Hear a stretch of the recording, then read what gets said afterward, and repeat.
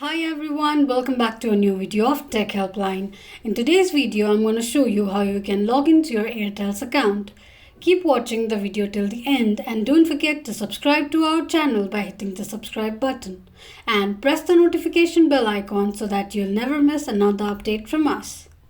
So in order to log into your Airtel's account, firstly open your Google search, type in Airtel login and make a search. Tap on the first link shown on the page.